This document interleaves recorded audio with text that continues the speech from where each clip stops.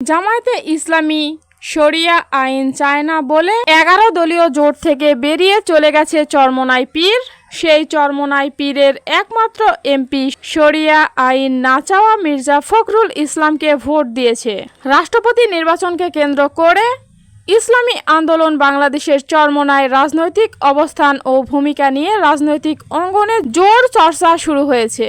জামায়াতে ইসলামীকে শরিয়া আইনের প্রশ্নে সমালোচনা করা এবং নির্বাচনে ভোট বর্জনের ঘোষণা দিয়েও শেষ পর্যন্ত বিএনপির প্রার্থী মির্জা ফখরুল ইসলাম আলমগীরকে ভোট দেওয়া নিয়ে নতুন বিতর্ক জন্ম দিয়েছে।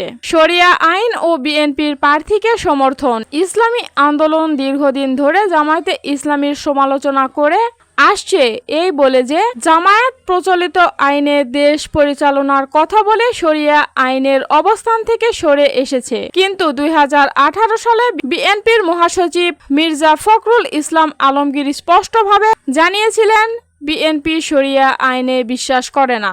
সেই আদর্শিক ও শরিয়া আইনের ইস্যুতে ইসলামী আন্দোলন জামায়াতের বিরুদ্ধে অবস্থান নিয়েছে। সেই একই ইস্যুতে অবস্থান নেওয়া বিএনপির প্রার্থীকে তাদের একমাত্র সংসদ সদস্য ভোট দেওয়ায় দলটির রাজনৈতিক ও আদর্শিক সামঞ্জস্যতা নিয়ে প্রশ্ন উঠেছে। ঘোষণা বর্জনের প্রয়োগ ভোটে নির্বাচনের পূর্বে ইসলামী আন্দোলনের পক্ষ থেকে আনুষ্ঠানিকভাবে জানানো হয়েছে যে জুলাই সনদ নিয়ে মতৈক্য না হওয়ায় তারা এই নির্বাচনে অংশ নেবে না বা ভোট দিবে না। এমনকি এ সংক্রান্ত একটি বিবৃতি সামাজিক যোগাযোগ মাধ্যমে প্রকাশের পর সরিয়ে ফেলার অভিযোগও ওঠে। কিন্তু পরবর্তীতে দেখা যায় দলটির একমাত্র এমপি মাওলানা মাহমুদুল হোসেন অলিউল্লাহ বিএনপির প্রার্থীর পক্ষে ভোট প্রদান করেছেন। প্রকাশ্য সিদ্ধান্তের সাথে এই মাঠ পর্যায়ের পদক্ষেপের অমিল রাজনৈতিক পর্যবেক্ষকদের বিস্মিত করেছে। রাজনৈতিক কৌশল নাকি অবস্থানগত অসঙ্গতি?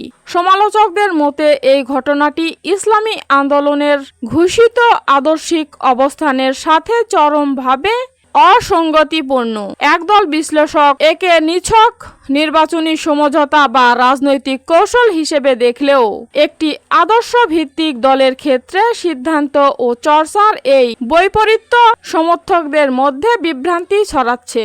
রাষ্ট্রপতি নির্বাচনে একটিমাত্র ভোটের প্রভাব হয়তো সংখ্যার বিচারে সামান্য, কিন্তু নীতি ও রাজনৈতিক অবস্থানের বিচারে এটি অত্যন্ত তাৎপর্যপূর্ণ।